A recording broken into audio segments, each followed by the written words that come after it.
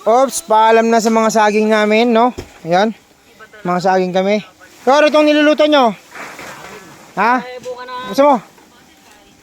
Ayan, nag-ano kami dito para parking. Nililinis na namin kasi nako, kukulang tayo sa parking. Ayan. Ayan, sarap po. Ayun. Ang sarap ng saging. Ba't na ganun ang kulay? Walang ugas. Ayan. O, Taguro, baka may gusto ko muna i-shout out, Taguro. Huwag na siya shortcut na yan. Nangingitim na dito sa saging. Nangingitim na, maitim ka naman talaga. Ayan, o. Kaya gagawin nating parking. Yan. Dahil hindi na magkasya yung mga kotse ron. So, extend tayo. Yan dito.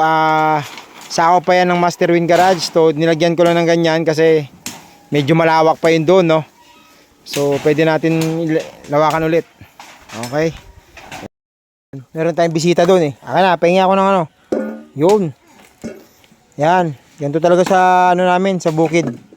Sa bukid ng Master Win Garage. Yan, sige. Yun. Grabe siya, ano, kahit mainit, oh. No.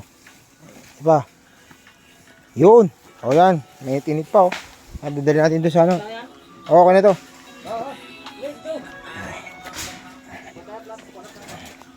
Dadali natin sa mga customer natin.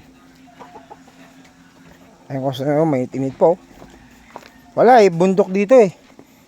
Wala ditong Mang Inasal, wala ditong Jollibee.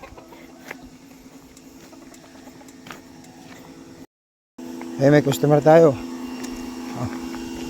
Oh, saging. Kumuha ka ng saging dito nakaraan ah.